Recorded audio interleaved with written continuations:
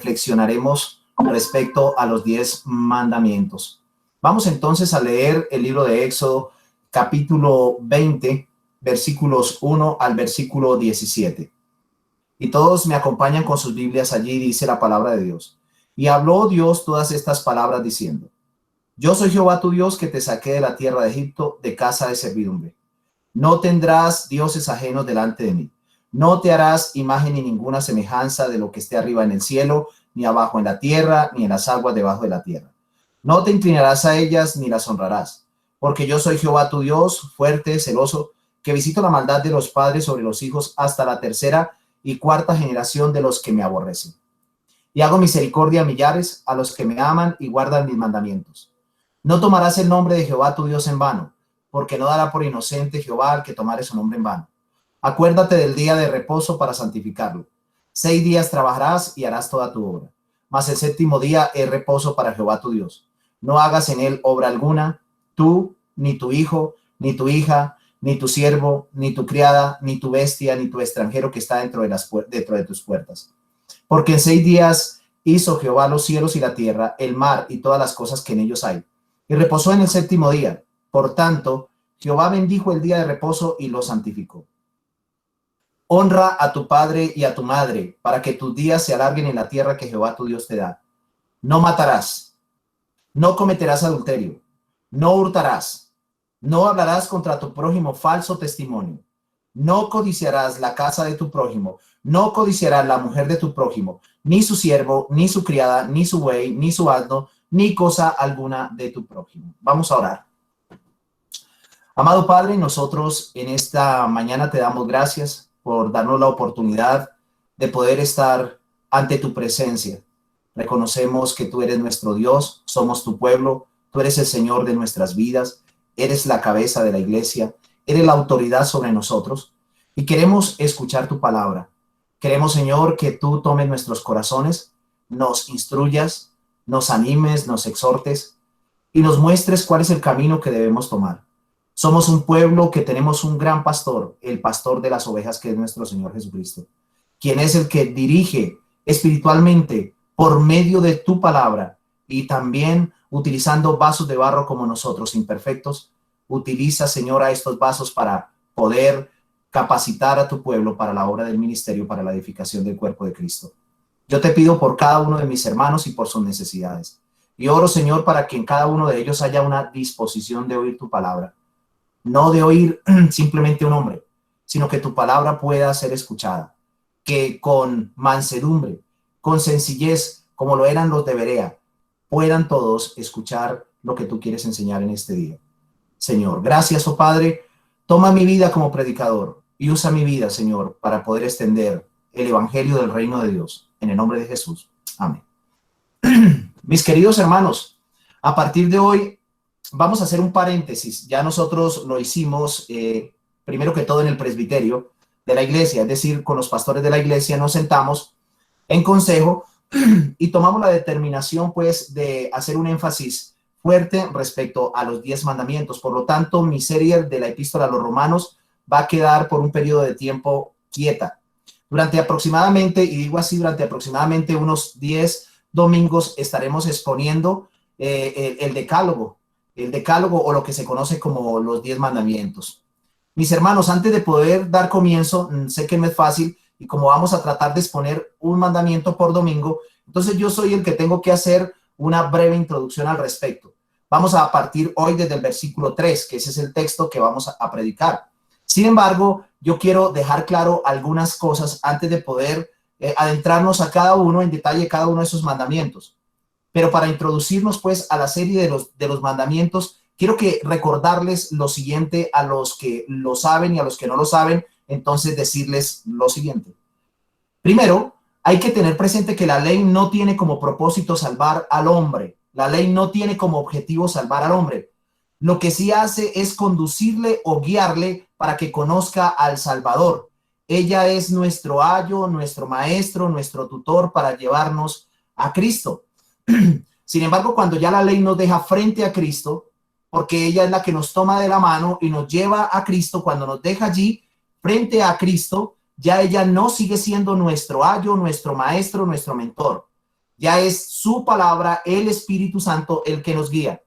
Esto está registrado en Gálatas capítulo 3, el versículo 24 y 25, donde el apóstol Pablo le habla a los Gálatas de la siguiente manera, y dice: de manera que la ley ha sido nuestro guía para llevarnos a Cristo, a fin de que fuéramos justificados por la fe.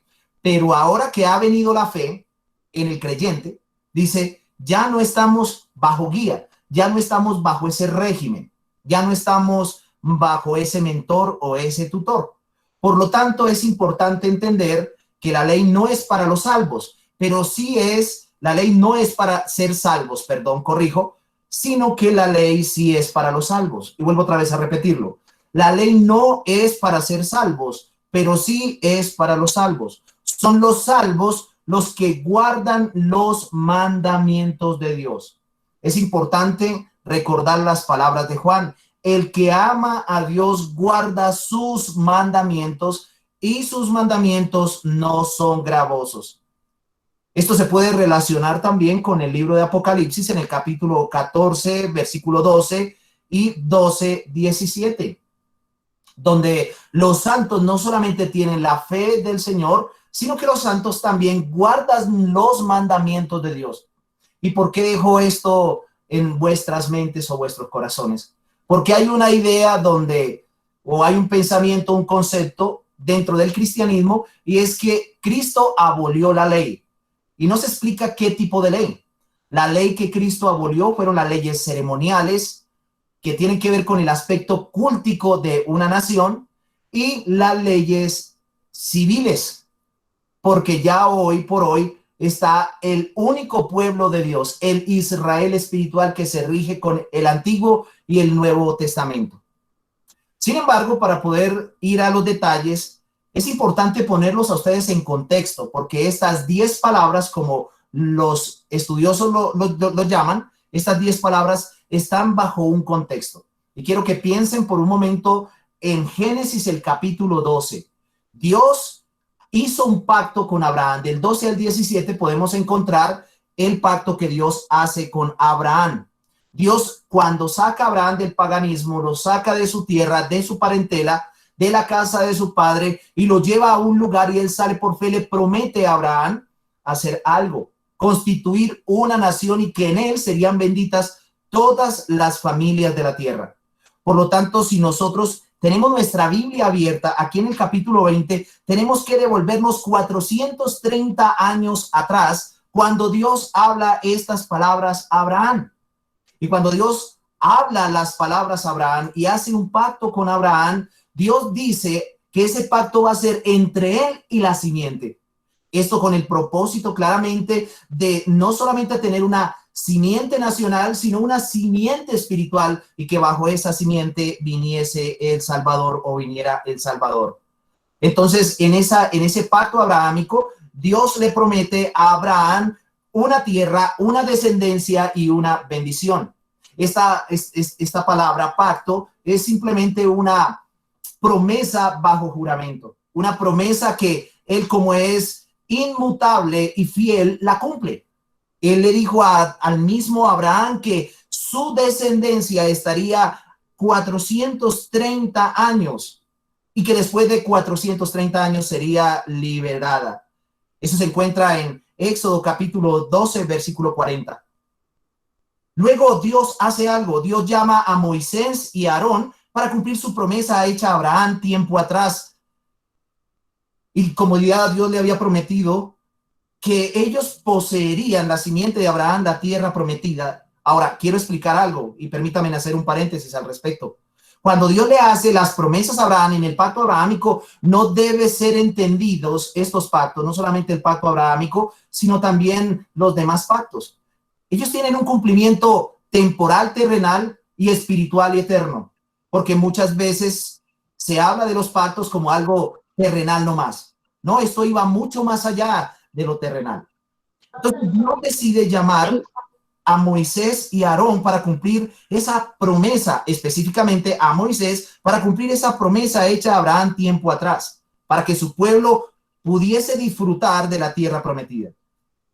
Mis hermanos, Dios escucha algo. El pueblo estaba en una condición de esclavitud tan deprimente, tan dura, tan forzosa que el pueblo clamó a Dios y Dios, como dice Éxodo capítulo 2, versículo 23 al 25, Dios se acuerda de su pacto. Y no porque Dios había olvidado el pacto. Mire que Dios no salvó a los israelitas o no se propuso sacarlos simplemente porque ellos eran algo para él. Y quiero que vayan pensando esto. No porque ellos eran algo, sino porque él había hecho un pacto y una promesa. Porque él juró por sí mismo de que lo que había dicho así lo cumpliría. Luego, después de escuchar el clamor del pueblo, Dios se le aparece a Moisés en esa zarza ardiente y lo llama. Y Moisés tiene un sinnúmero de excusas. Moisés tiene un sinnúmero de excusas y ante todo también por causa de un temor, ya que Moisés había asesinado a un egipcio por causa de el maltrato que tenía el pueblo. Pero lo que hace Dios por medio de Moisés es llamar al faraón para que éste deje libre al pueblo. Sin embargo, podemos observar en los versículos, en los capítulos siguientes después del llamado de Moisés, que el mismo faraón endurece su corazón y Dios decide castigar al pueblo de Egipto con plagas y muerte. Luego, en el capítulo 19, ya ubicándonos en el contexto inmediato, ya no yendo tanto al contexto distante, sino al contexto inmediato, en el capítulo 19 de Éxodo, Israel se establece en Sinaí, en África. El pueblo llega aproximadamente en el año 1445 antes de Cristo y se queda allí en Sinaí aproximadamente durante casi un año. Algunos estudiosos dicen aproximadamente entre 11 meses y 5 días. Sin embargo, tres grandes eventos ocurren durante ese tiempo, durante esos 11 meses o durante ese año aproximadamente. En primer lugar, se dan los 10 mandamientos, y estos 10 mandamientos simplemente son los requerimientos para la comunión con Dios. Dios da estos mandamientos como un requerimiento para que el pueblo siga siendo el pueblo de él. En Éxodo capítulo 19, el versículo 5, dice allí: ahora pues, si dieres oído a mi voz y guardares mi pacto, vosotros seréis mi especial tesoro sobre todos los pueblos, porque mía es toda la tierra. Y vosotros me seréis un reino de sacerdotes. Le está diciendo no a los levitas, sino al pueblo de Israel y gente santa. Estas son las palabras que dirás a los hijos de Israel. Una de las cosas que vemos aquí es que para que la nación de Israel siguiera siendo esa nación amada y querida por Dios, la nación que Dios había prometido a Abraham, ella tenía que cumplir con el pacto. Ahora, la ley de Moisés se conoce como el pacto de Dios. Entonces, durante esos 11 meses se dan los 10 mandamientos. En segundo lugar, se ocurre algo, un suceso que para nosotros sería inesperado. Después de que Dios hace semejante obra tan magna y tan maravillosa, el pueblo decide aborrecer a Dios. Entonces viene la corrupción del becerro, la idolatría. Esto habla de la pérdida de la comunión. Y en tercer lugar, la construcción del tabernáculo, que significa simplemente la restauración nuevamente de esa comunión. Ahora, es importante notar que en Éxodo capítulo 19, Israel recibe la noticia de que Dios se encontraría con ellos en 3 días. Por lo tanto, el pueblo tenía que lavar sus ropas y preparar sus corazones. Eso se encuentra en Éxodo capítulo 19, versículo 9 al 10. Como mi tiempo es corto, no tengo el espacio, pero les voy a dejar las citas para que ustedes las puedan ver. El pueblo tenía que prepararse para escuchar la voz de Dios, no para ver a Dios. Dios se manifestó y algo ocurre. Dios prepara al pueblo, pero Dios se manifiesta. Dios manda que el pueblo se prepare, pero el pueblo se prepara y Dios se manifiesta después de 3 días en el monte, acompañado de truenos, acompañado de relámpagos, una nube espesa, con sonido de trompeta, un terremoto, fuego. Bueno, yo no me quiero imaginar cómo fue ese evento glorioso. Tuvo que haber sido terrorífico.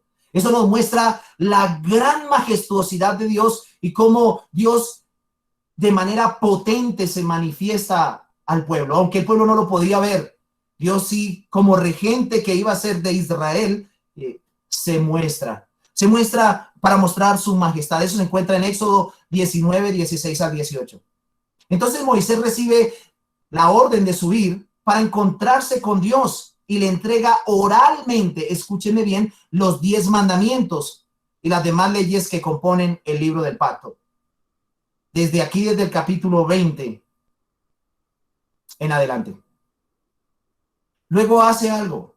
Moisés desciende de Sinaí y le repite al pueblo las palabras del pacto de Dios. Es por eso que vemos allí en el capítulo 19, versículo 25, que dice: entonces Moisés descendió y se lo dijo al pueblo.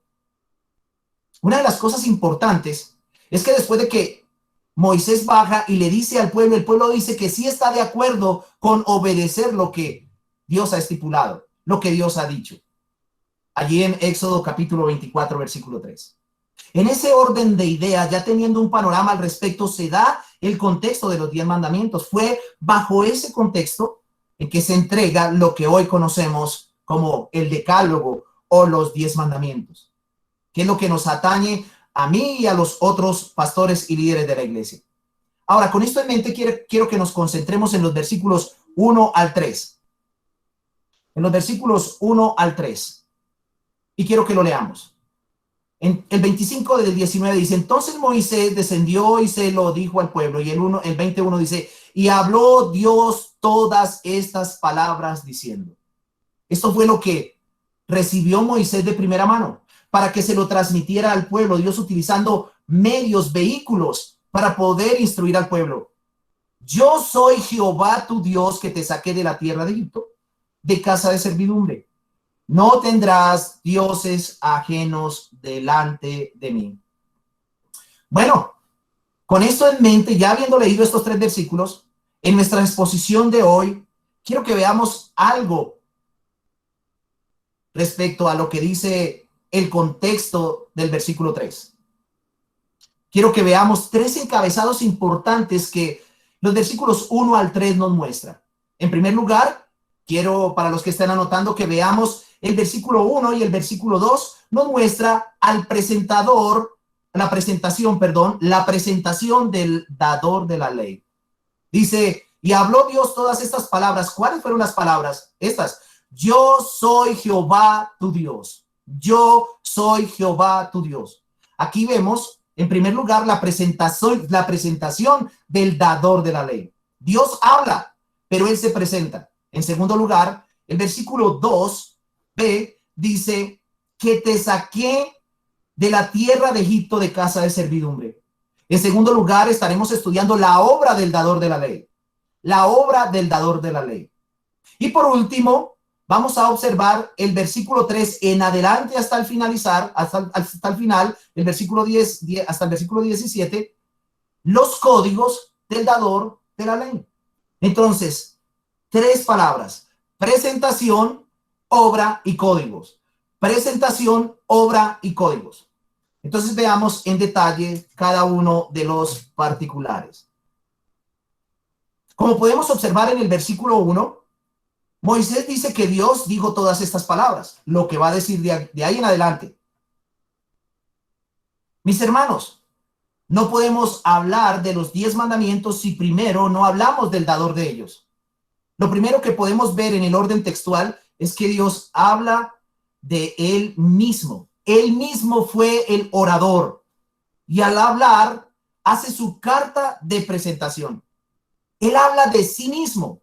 Dios afirma su propia autoridad aquí. Ahora, ¿recuerdan ustedes que Dios había decidido establecer un pueblo, crear una nación? Bueno, Israel no era un país constituido, y un país o una nación constituida necesita leyes. Entonces aquí se constituye el país, la nación de Israel, y Dios establece sus leyes, y todo país, todo estado, todo gobierno tiene un regente, un gobernante. Y es importante notar que aquí en el versículo 2, Dios se establece como el regente, él se impone, él no necesita permiso de nadie. Dice: yo soy Jehová tu Dios, Israel. Yo soy tu presidente, tu gobernante, tu monarca. Ah, qué interesante. no solamente hace la presentación, yo les di la ley y porque soy la ley, les doy los dictados, les doy los códigos y las normas de cómo deben vivir para estar en armonía conmigo y para poder también convivir como país, como ciudad. Qué interesante lo que vemos nosotros allí. La primera palabra o enunciado que Dios pronunció fue su nombre. Yo soy Jehová, tu Dios. Mire que él no pone el primer mandamiento. Él no pone su primer regla. Él no dice, a ver, Dios dijo, Moisés no dice, Dios dijo esto, no tendrás otro Dios. No, él se presenta como Dios. Él dice, yo soy Jehová, tu Dios. Él habla de él mismo. Dios afirma su autoridad. Dios afirma su autoridad. Dios da por hecho de que Él es el único que va a regir a esta nación. Esto, a mi manera de ver, lo que Dios quiere también es que el pueblo reconozca quién es Dios. Venía de un contexto donde habían diferentes dioses. Ahora, Dios ha decidido mostrarse como el presidente. Dios ha decidido mostrarse, entre comillas, ¿no? Como el regente, como el monarca, como el señor, como el dueño de la nación, como la autoridad.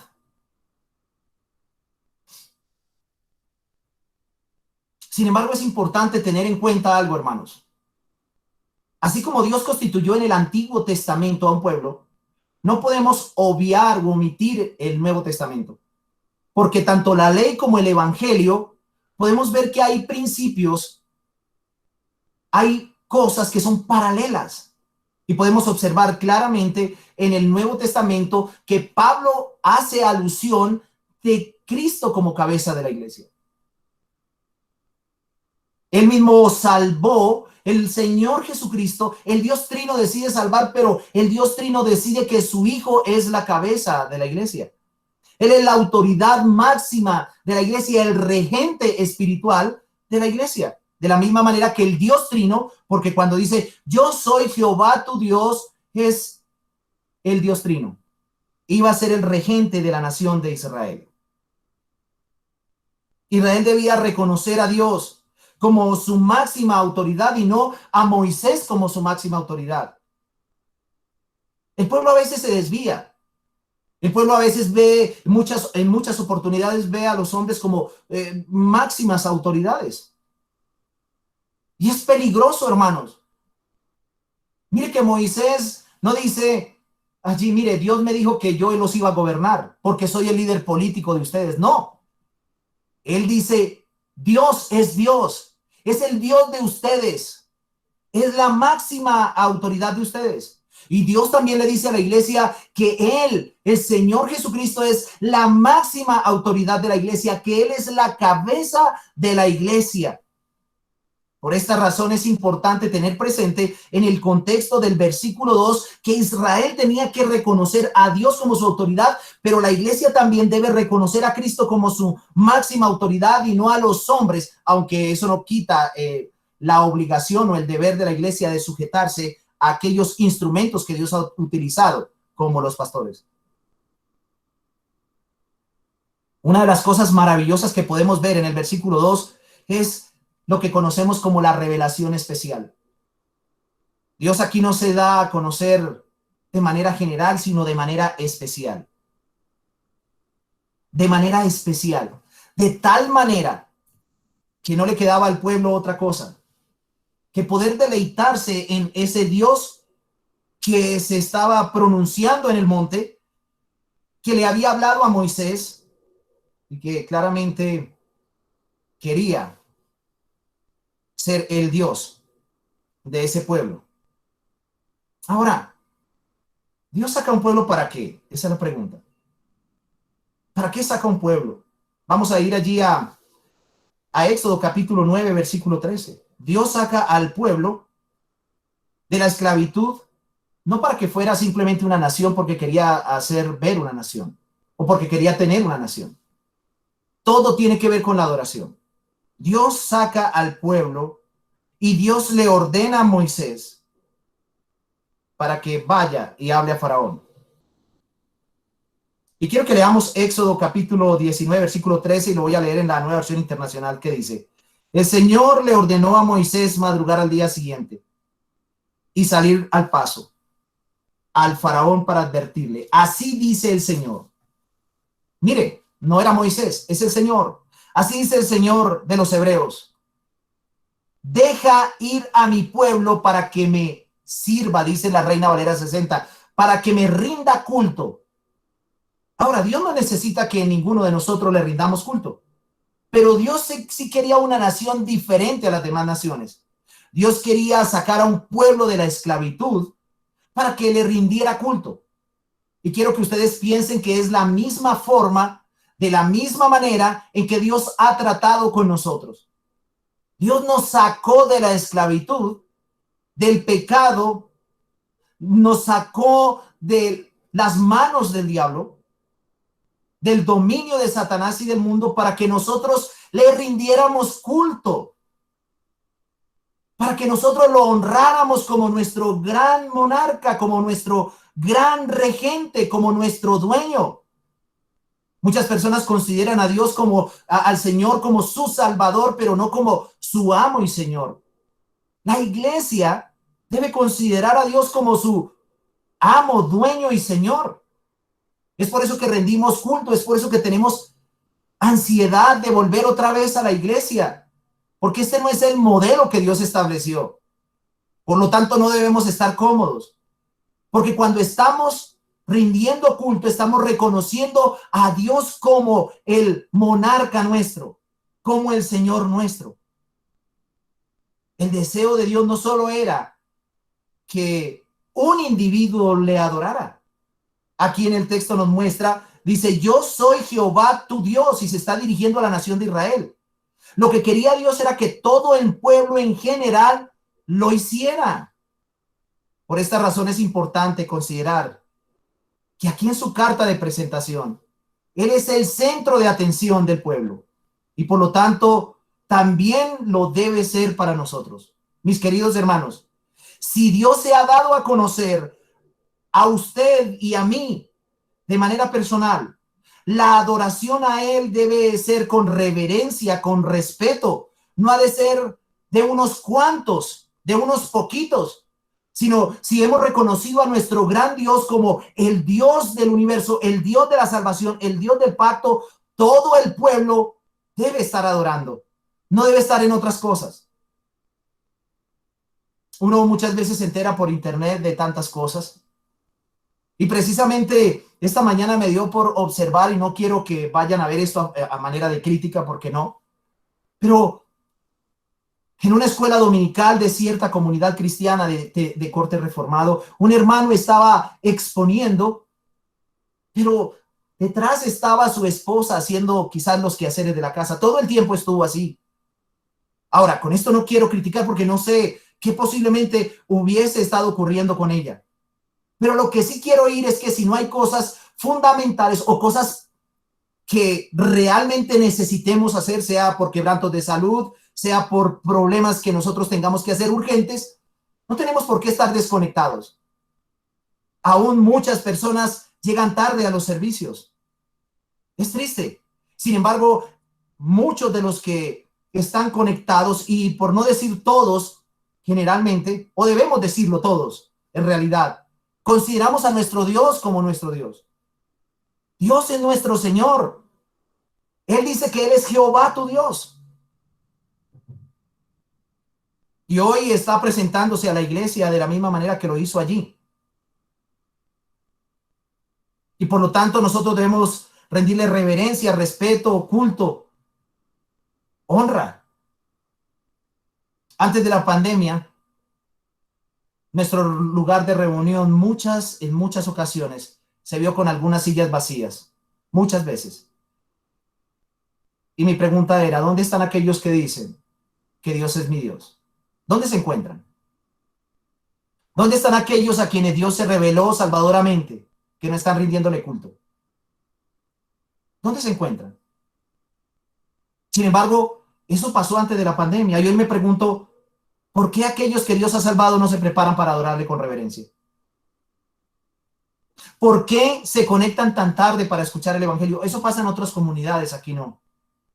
¿Por qué aún por medio de la virtualidad no tienen tiempo para saludar personalmente al cuerpo de Cristo? Sí, este no es el modelo. Pero ¿qué está pasando con nosotros? Como podemos ver, Él no se reveló solo a Moisés. Ahí en el texto. Él se dio a conocer con su nombre santo a todo Israel, desde el más pequeño hasta el más grande. Él dice, yo soy Jehová, tu Dios. Le está diciendo a toda la nación. Y quiero hablarles a los hermanos y a los amigos hoy. Mis queridos hermanos y amigos, si ustedes consideran que Dios se dio a conocer de manera personal, es su deber hoy darle gloria y rendirle culto solamente a Él. Recuerde que un ídolo creado a su propia imagen es algo impersonal, inerte, que no puede hablar para presentarse, que no puede decir absolutamente nada. Por lo tanto, como Él no dice nada, usted puede honrarlo como le parezca o como quiera, pero al Dios vivo y verdadero, Él dice cómo debe ser adorado y cuándo debe ser adorado.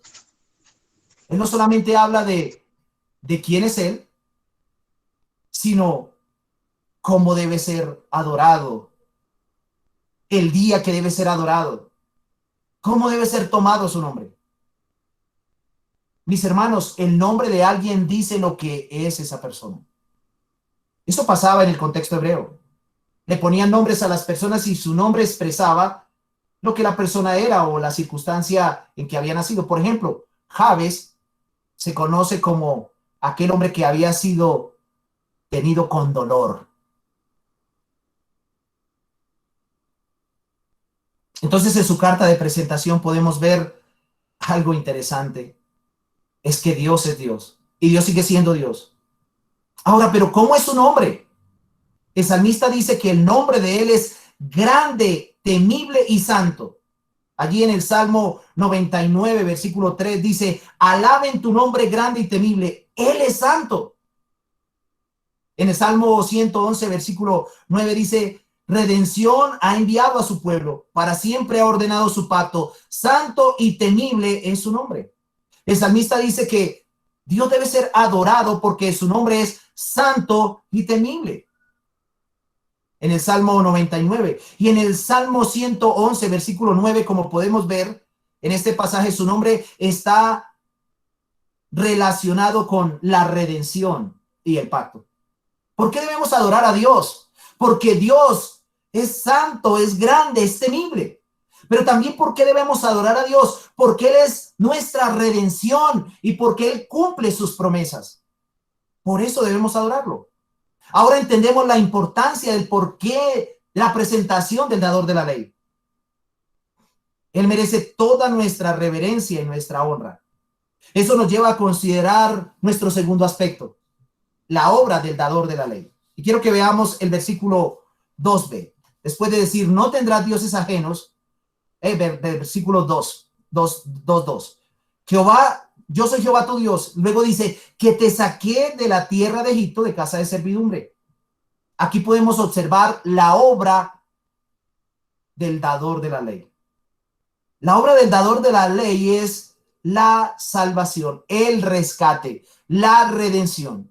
Ese era el propósito del pacto abrahámico también. Luego de haber dado su carta de presentación, nuestro buen y gran Dios procede a recordarles por qué razón ellos debían considerarle como Dios o como su Dios. Claramente el texto dice que él había hecho una gran obra. Él los había librado, salvándolos del yugo opresor de Egipto, donde eran esclavos. Él les recuerda que Él es el redentor de ellos. Ahora, en el contexto del decálogo podemos ver cómo nuestro gran Dios, en su plan redentor, siempre ha aplicado u obrado de la misma manera, no solamente en Israel, sino a través de la historia, en el contexto distante de la Biblia, cómo Dios ha obrado para salvar a los hombres. Cuando Dios se propone salvar a los hombres, hace tres cosas importantes. Primero, los salva de la esclavitud. Eso es lo que Dios hace. Israel estaba esclavo. Y Dios los saca de la esclavitud. Por eso dice que te saqué de la tierra de Egipto donde eras esclavo. En segundo lugar, podemos observar en el versículo 3 hasta el 17 que no solamente los saca de la esclavitud, sino que también les da la ley para que se conformen a su imagen, para que tengan comunión con él, pero también para que se conformen a su imagen. Los salva y luego les da la ley. Y si ustedes van más adelante, Dios habita entre ellos y decide construir un tabernáculo para habitar entre ellos, que es cuando el pueblo recupera nuevamente la comunión con Dios. Es importante tener presente esos tres aspectos, esos tres pasos. No solamente Él a nosotros, así como pasó con Israel, nos salva de la esclavitud. ¿De qué esclavitud? Él nos salva del mundo, de la carne y del diablo, que es nuestro Egipto, y del pecado, que es nuestra esclavitud. Pero luego nos da una ley, no nos deja sin ley, porque somos nación santa, pueblo adquirido por Dios.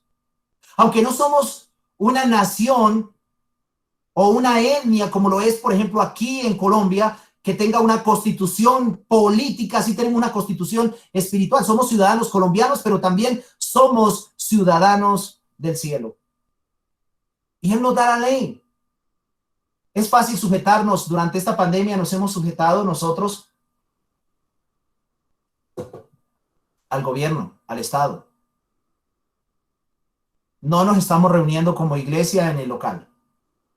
Tenemos pico y cédula para salir en algunos lugares de Colombia. Y sentimos temor porque las autoridades están en las calles sacando comparendos.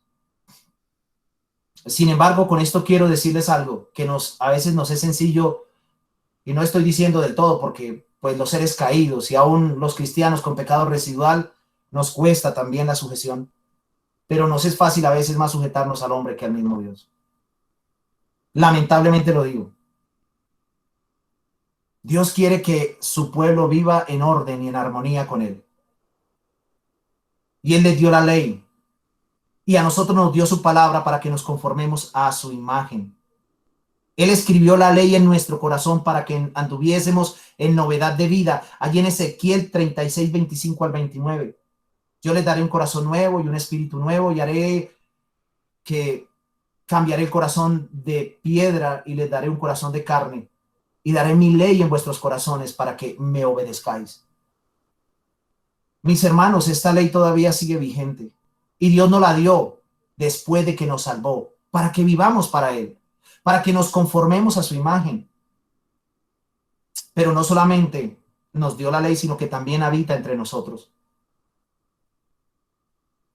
Así como Dios mandó a hacer un tabernáculo allá en Éxodo 25, 8, que dice para que Él habitara en medio del pueblo, a nosotros los creyentes neotestamentarios también nos salvó por medio de su tabernáculo, que era el Cordero, para luego hacernos también tabernáculo o morada de Él. Textos como Santiago 4, 5, que dice que somos morada de Dios. Romanos 8, 11. En 1 Corintios 3, 16 y 17. En Hebreos 3, 6. Y en 1 de Pedro 2, 5 nos dice esto. Él mora en nosotros para que seamos diferentes al mundo.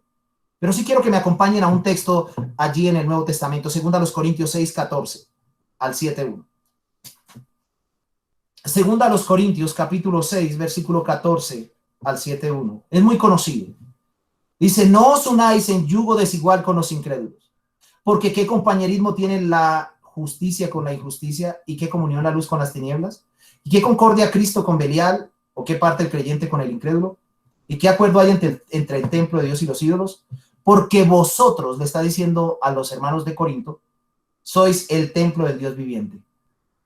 Uy, una iglesia como la de Corinto, pero dice que la iglesia es el templo del Dios viviente, así como allí en Éxodo 25, 8, donde Dios habitaba, ahora Dios habita en la iglesia, en cada uno de nosotros.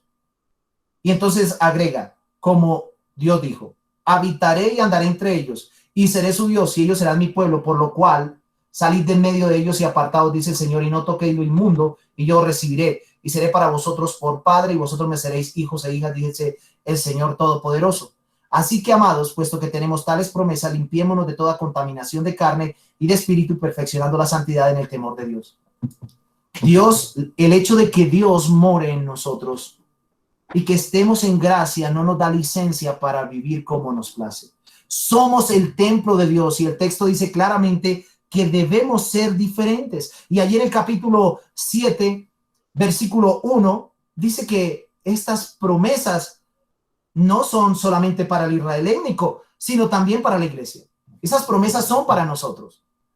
Si somos el templo de Dios, nadie podía llegar al tabernáculo inmundo. Tenía que purificarse. No podía ofrecer lo que bien le parecía, ni siquiera los sacerdotes. Si somos el templo de Dios, Dios moró en nosotros para que aplicáramos su ley. Ahora, de acuerdo a lo que hemos visto, quiero que reflexionemos al respecto en lo siguiente. ¿Pueden notar ustedes algo, hermanos? ¿Pueden notar algo? Que Dios no le dio al pueblo la ley sin haberlo sacado de la esclavitud. Dios no le dio al pueblo la ley sin haberlo sacado de la esclavitud. Él primero se reveló a ellos, los libró del yugo opresor para luego darle la ley.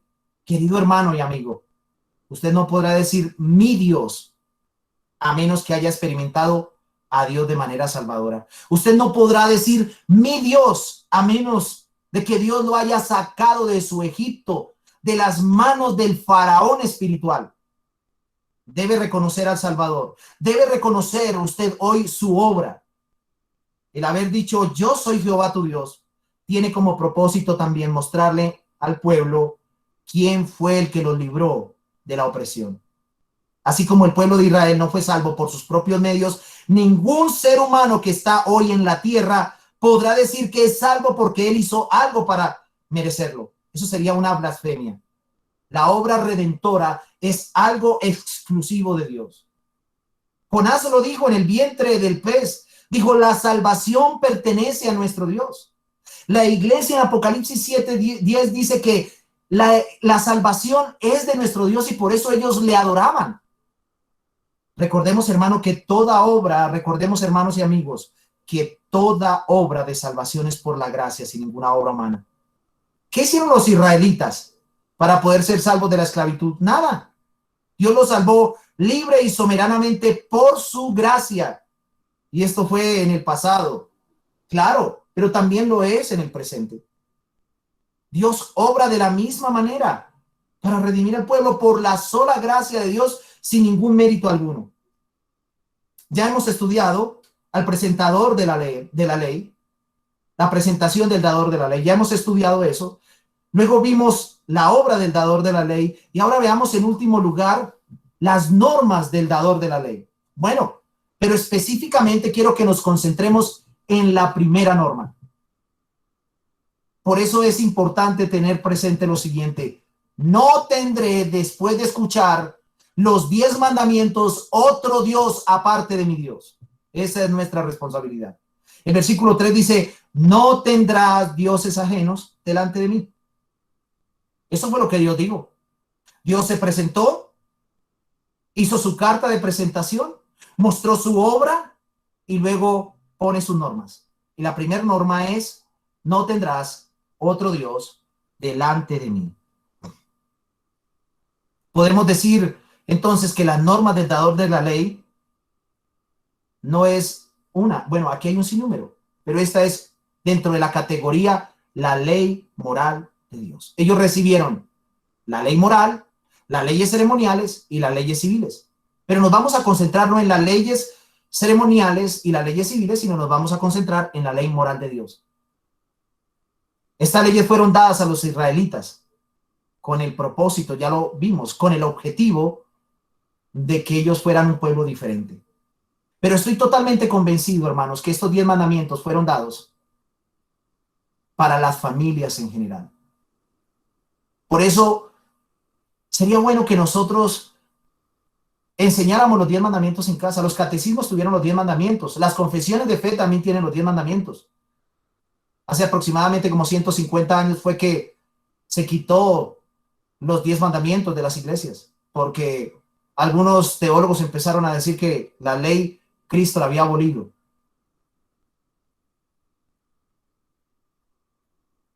¿Y por qué digo que esto es para las familias? El día de reposo está también bajo el contexto de los 10 mandamientos y la familia tiene que estar bajo el gobierno también del Señor y bajo las normas morales que Dios ha establecido, no solamente uno, sino todos los que son creyentes. Ahora, el objetivo de dar todo esto que vemos en la Torá, porque así se llama, la Torá, Génesis, Éxodo, Levítico, Números y Deuteronomio, tiene como propósito de instruir a los hijos de los que salieron de la esclavitud, para que ellos no se olvidaran de Dios al pasar a la tierra prometida, una tierra plagada de ídolos, de paganismo, de brujería. Bueno, y un sinnúmero de cosas. Este primer mandamiento que vemos aquí en el versículo 13 es la piedra angular de toda la ley. No solamente los 9, sino este.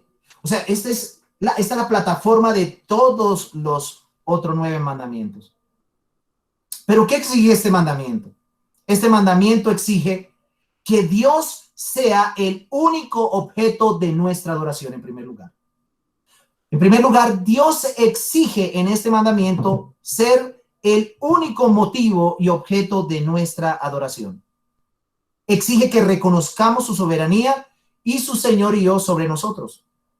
Esto implica que no tengamos ningún ídolo en nuestras vidas. Muchas personas creen que la prohibición contra los ídolos se encuentra en el segundo mandamiento. La verdad es que el primer mandamiento prohíbe la adoración de dioses falsos o de ídolos. Por lo tanto, en el primer mandamiento vemos el objeto de la adoración. En el segundo mandamiento estaremos viendo la forma de la adoración. Dios reguló cómo debe ser adorado. Y allí en el cuarto mandamiento, el día de la adoración. Muchos asocian a los predicadores cuando predicamos los 10 mandamientos con los adventistas del séptimo día. No, es que los cristianos bíblicos le damos importancia a los 10 mandamientos. Entonces, el segundo mandamiento prohíbe la adoración del Dios verdadero en una forma falsa. La adoración de dioses ajenos es idolatría. Y la adoración de dichos dioses incluye también la adoración de ídolos paganos. En los tiempos antiguos, los dioses paganos fueron invenciones de la mente o fruto de la inspiración satánica. Dioses que tomaron el lugar del Dios verdadero. Ahora, ¿hay más dioses? Esa es la pregunta.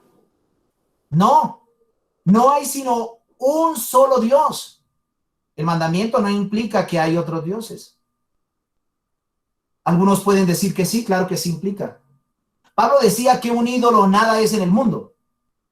¿Y qué es nada? Que no existe. Simplemente que los hombres han querido suplantar y crear sus propios dioses. Porque no quieren someterse al dueño y señor del universo. Este mandamiento implica algo, que al hombre le es imposible vivir sin un objeto de adoración. No solamente el mandamiento muestra que él es el objeto de adoración, sino que esto implica también que a los hombres les es imposible vivir sin un objeto a quien adorar. Por eso, o adoras a Dios o has creado tu propio Dios. Mira, ¿cuándo es que un creyente ha creado su propio Dios? Cuando adora a Dios como le parece. Por eso, si usted viola el primero, violará el segundo. No como Dios lo manda. Usted puede estar en la iglesia y ser un pagano idólatra. Mis hermanos, este mandamiento implica esto, que al hombre le es imposible vivir sin un objeto a quien adorar. Por lo tanto, todos los que no adoran al Dios verdadero inventan un Dios falso que es muy semejante a ellos. Dios no está compitiendo con más dioses, Él es el único. Pero los hombres, por su estado pecaminoso después de la caída, han creado su propio Dios, que les permite vivir como les parece y que les permite ser como ellos quieren ser. Por eso vemos Romanos 1, que ellos no le dieron las gracias ni le dieron la gloria, sino que se envanecieron en sus razonamientos y su necio corazón fue entenebrecido. Luego más adelante dice que cambiaron la gloria del Dios incorruptible por la semejanza de imágenes, de animales, etcétera. Y luego dice el texto que ellos, como no tuvieron en cuenta a Dios, Dios los entregó a una mente reprobada, rindiendo y dando culto a las criaturas antes que al Creador. Porque si usted no le rinde culto a Dios, al Dios verdadero, al Dios invisible, al que no necesita imagen, esfinge o busto, usted le rendirá a otro que usted mismo ha creado, sea físico o sea allí dentro de su corazón. Juan Calvino decía que el corazón del hombre es una fábrica de ídolos. ¿Por qué los hombres no quieren sujetarse al Dios verdadero, al Dios de la Biblia? Porque el Dios de la Biblia tiene normas, reglas y estatutos que no le permiten al hombre hacer lo que él quiera. Entonces los hombres hacen su propio Dios porque su propio Dios les da licencia para hacer lo que quiera. A fin de cuentas, cada ser humano, pues después de la caída, tiene un Dios. Cuando está en oscuridad, cuando no ha sido salvo, tiene un Dios, pero no el Dios de la Biblia. Pero ¿cómo podemos definir entonces a los dioses falsos? Como aquello que ocupa el lugar del Dios verdadero. En consecuencia, la idolatría es la adoración de dioses ajenos. Es importante señalar que el hombre mismo puede ser un tipo de Dios ajeno.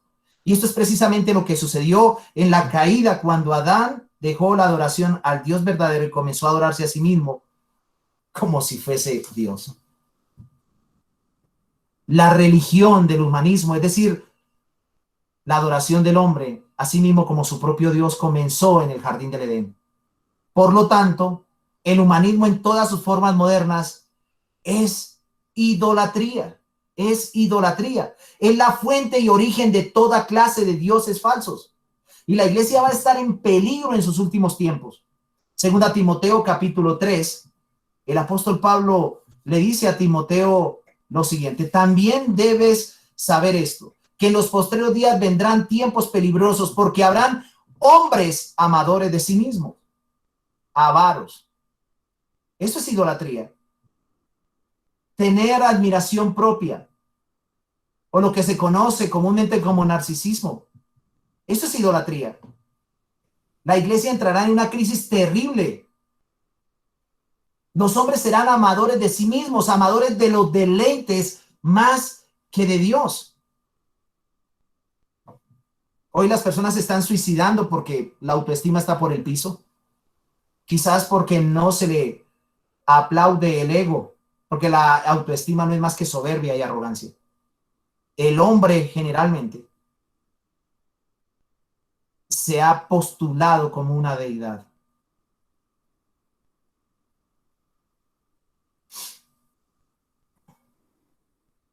Mis hermanos, la adoración de la voluntad humana, la adoración de las capacidades humanas o de la misma mente es en realidad adoración de la criatura antes que al creador.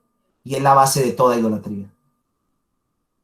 Es la base de toda idolatría. Es la fuente y el origen de toda clase de dioses falsos. Mis hermanos, el primer mandamiento junto con el segundo mandamiento no solo prohíben lo que hacen las religiones paganas, es decir, la postración del hombre ante un muñeco, oro o plata, también prohíbe la adoración de toda clase de dioses falsos. Prohíbe la adoración de todos los ídolos que hay en el mundo. Hay ídolos religiosos, hay ídolos materiales, hay ídolos emocionales, hay ídolos intelectuales, hay ídolos sensuales, hay todo tipo de ídolos. Colosenses 3:5, Pablo describe un ídolo que es común: el materialismo. El querer todo para mí. El ser materialista me lleva a mí a no tener tiempo para rendirle culto a Dios. Colosenses 3:5 dice que la avaricia es idolatría. No, esto lo tienen los hijos del diablo, los que no son cristianos. No hay ningún cristiano avaro. Si usted le pregunta a un cristiano que si hay avaricia en su corazón, él dice que no. Sin embargo, el domingo que no pudo estar en el culto estaba ocupado en sus negocios y en sus quehaceres. Es un pagano idólatra que necesita arrepentirse, que no tiene a Dios como su regente, como su Señor. En 2 Timoteo 3:4, por ejemplo, habla de aquellos que son amadores de los deleites más que de Dios. Uy, qué interesante. O sea que el amar más mis placeres, mis gustos. Muchas veces decimos lo siguiente: yo me doy el gustico que a mí me place. Tengo plata y me doy el gusto que yo quiera. Bueno, es interesante, sí se puede hacer, pero depende de la motivación. Depende, porque usted puede adorar a Dios y puede darse gusto, pero una cosa es suplantar a Dios, porque muchos dicen: yo me doy el gustico que quiera, tengo dinero y me doy el gusto que quiera, soy un cristiano, voy a la iglesia, sin embargo, tengo casas, tengo carros, sin embargo, no doy diezmo porque los pastores se lo roban. Eso es un idólatra. Es una persona que ama más los placeres, la sensualidad que a Dios. Mire que no dicen que no aman a Dios. Dice que aman más los placeres o los deleites que a Dios. Y el placer es un ídolo. Por lo tanto, estos son idólatras. Filipenses capítulo 3, versículo 18 al 19, habla del vientre. Dice: cuyo Dios es su vientre, y se refiere a los apetitos naturales del cuerpo como ídolos. Entonces podemos definir a los dioses falsos como cualquier cosa a la cual damos nuestros afectos y nuestra adoración. Cualquier cosa, mis hermanos, que impide o disminuye nuestra adoración y servicio al Señor es idolatría. Y vuelvo otra vez a repetir esto. Cualquier cosa que impide o disminuye nuestra adoración es idolatría. Segunda vez o tercera vez. Cualquier cosa que impide o disminuye nuestra adoración y servicio al Señor es idolatría. Entonces pregúntese usted en este momento y reflexione: ¿soy un idólatra? ¿Ha disminuido mi forma de adorar a Dios? ¿Ya no soy tan fiel adorador a Dios como antes?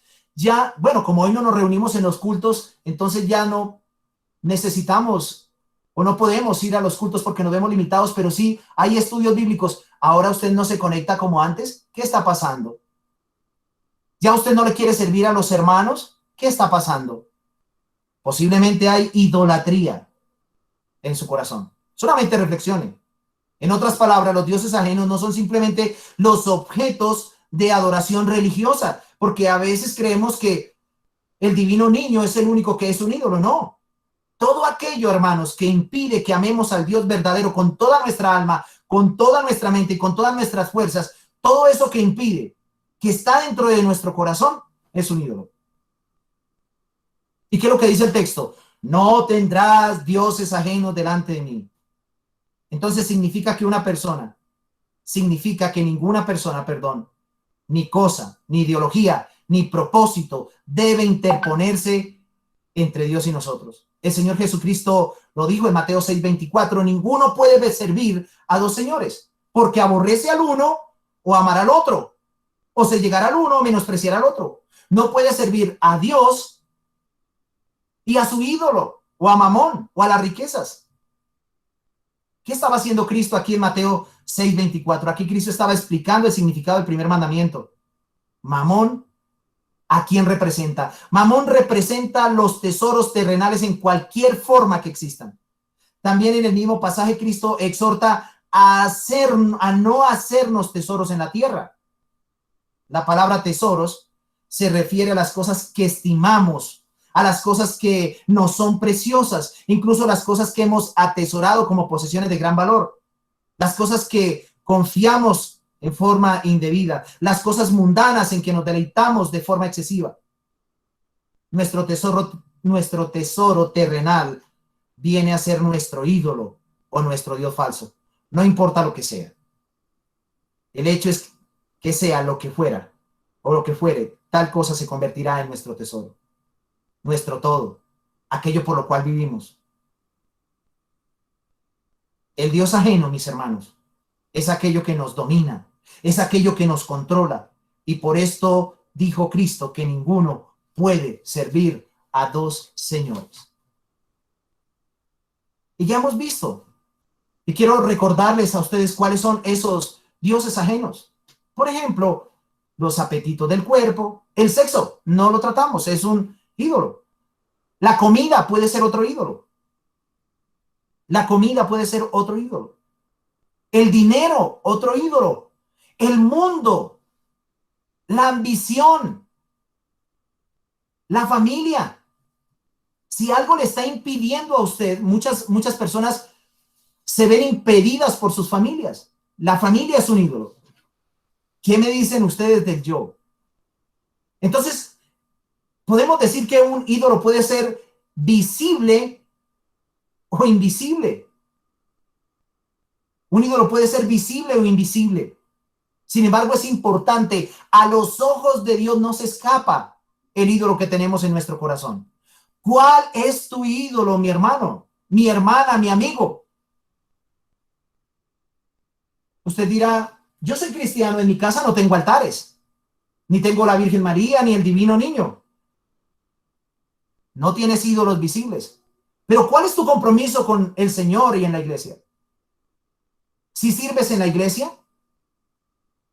¿Si amas al Señor como es debido? ¿Has entregado tu corazón a Él como es debido? ¿Eres el que ocupa el primer lugar? ¿Das a Dios lo que le corresponde a Dios y al César lo que es del César, como dice la Biblia? Ah, como hoy no nos reunimos, entonces, ¿para qué? Definitivamente no hay necesidad. Claro que sí. Dios nos convirtió todo. Todos nosotros somos para la gloria de Dios y existimos para la gloria de Dios. No podemos tener, mis hermanos, si usted es cristiano, no podemos nosotros como cristianos tener un corazón dividido. Un corazón dividido es lo que Santiago habla, el hombre de doble ánimo. Un corazón dividido no puede servir a Dios. El hombre de doble ánimo tiene un ojo puesto en las cosas de Dios y otro en los ídolos, sea visible o invisible. Y el resultado es que no puede ver a ninguno de los dos con claridad. Ni le sirve al uno totalmente, ni le sirve al otro. Eso es lo que el mismo Señor habla de la iglesia como la iglesia tibia. Pero eso no pasa en nuestra iglesia, gracias al Señor.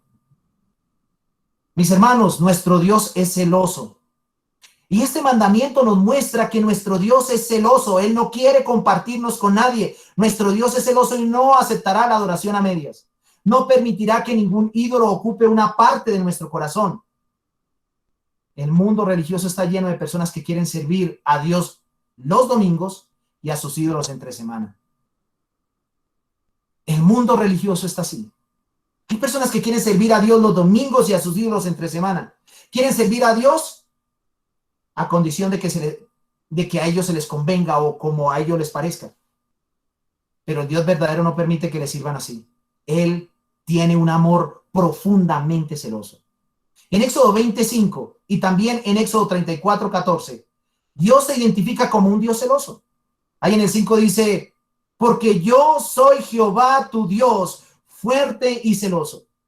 Allí en Éxodo 34, vayan con sus Biblias, podemos observar algo importante. Dios es un Dios extremadamente celoso, pero es un celo amoroso, no es un celo posesivo y simplemente controlador, sino es un celo de amor. Él no quiere que nos compartirnos con nadie.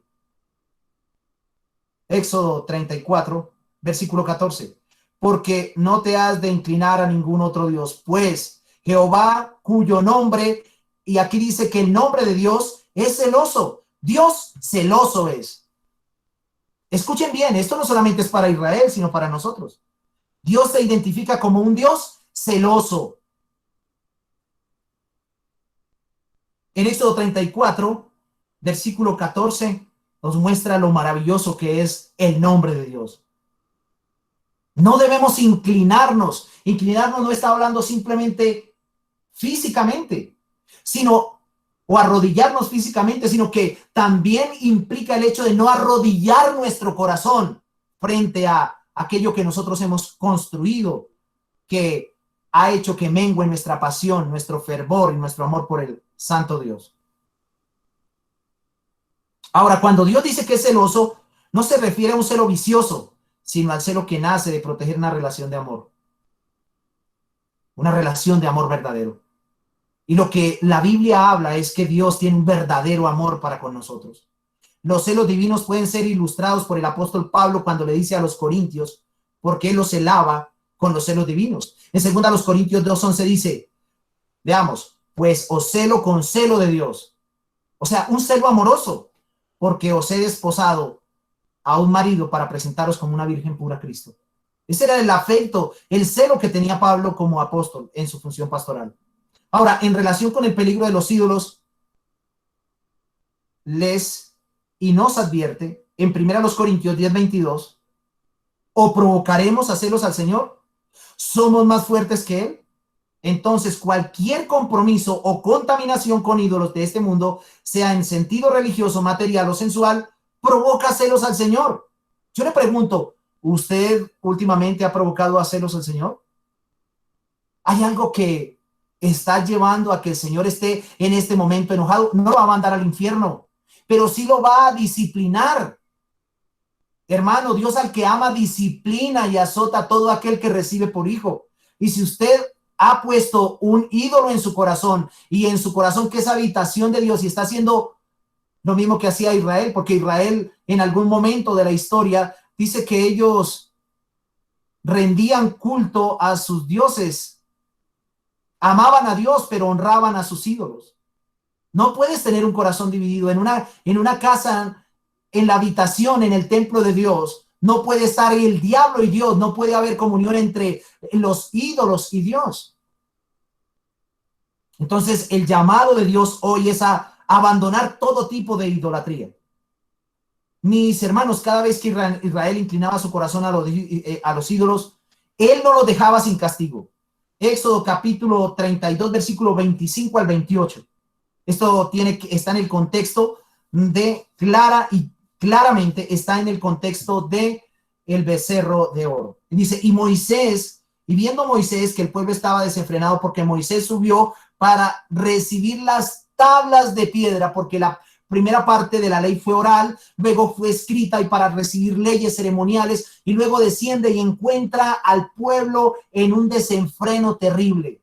Aarón decide cumplirle el deseo al pueblo. El pueblo traía una imagen de los ídolos egipcios, como lo era el toro, y decide construir una imagen porque había perdido la esperanza Israel de que Moisés bajara. Parece que se habían centrado en el hombre y no en Dios, y por ese temor deciden hacer un ídolo, y el mismo Aarón se deja convencer y fabrican una esfinge, y a Dios no le gustó eso. Moisés tampoco. Entonces, bajo ese contexto, allí en el versículo 25 dice, y viendo Moisés que el pueblo estaba desenfrenado, porque Aarón lo había permitido, para vergüenza entre sus enemigos, se puso Moisés a la puerta del campamento y dijo, ¿quién está por Jehová? Júntese conmigo. Y se juntaron con él los hijos de Leví. Ojo, los hijos de Leví, los que estaban en el santuario, los que iban a ofrecer el servicio al Señor. Y les dijo, así ha dicho Jehová, el Dios de Israel, poned cada uno su espada sobre su mundo.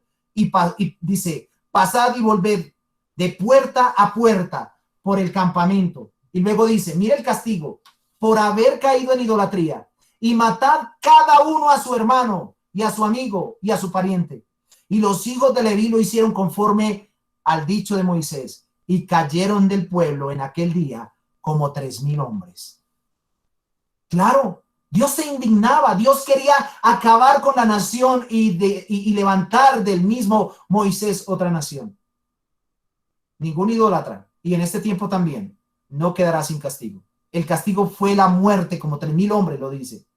Hubo viudas, hubo huérfanos. Entonces, hermanos, abandonar todo vestigio de idolatría es el llamado del Señor hoy. Y todo esto porque Él nos ama celosamente.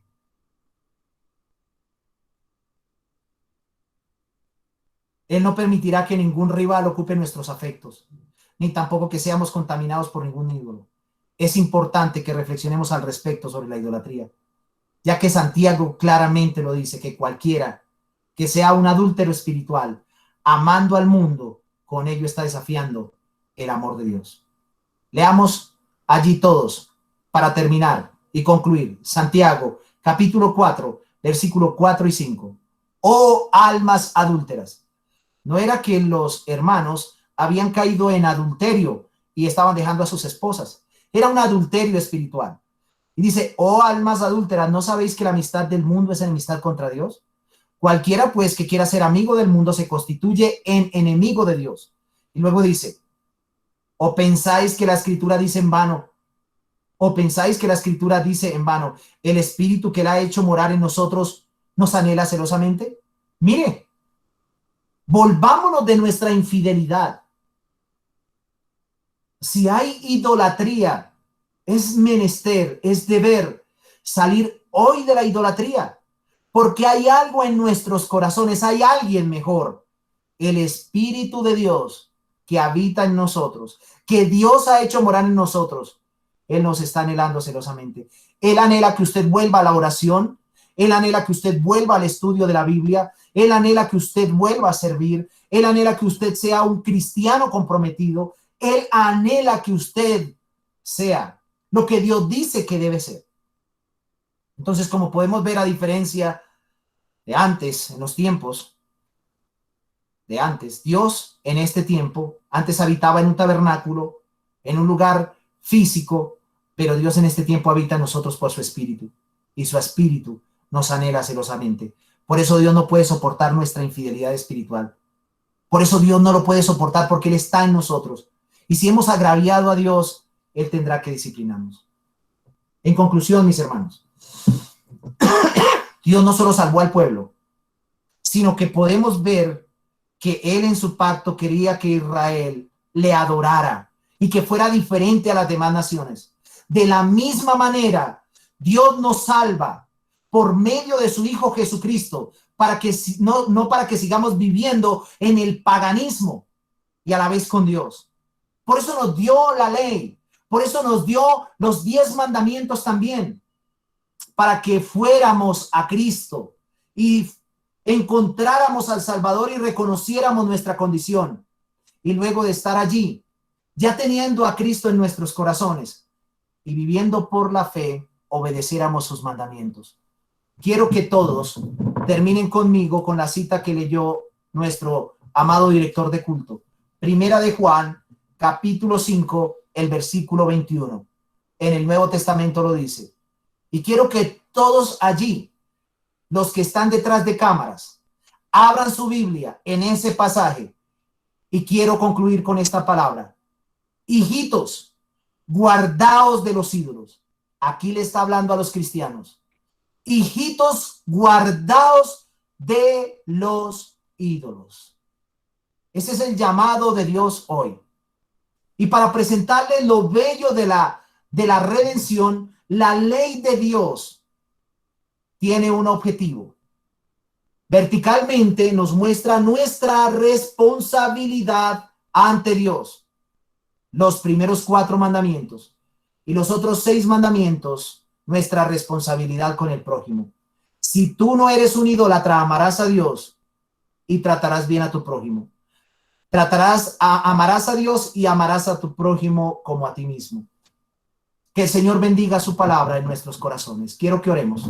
Bendito Padre, te damos muchas gracias por habernos permitido tener esta reflexión en torno a los 10 mandamientos, una introducción.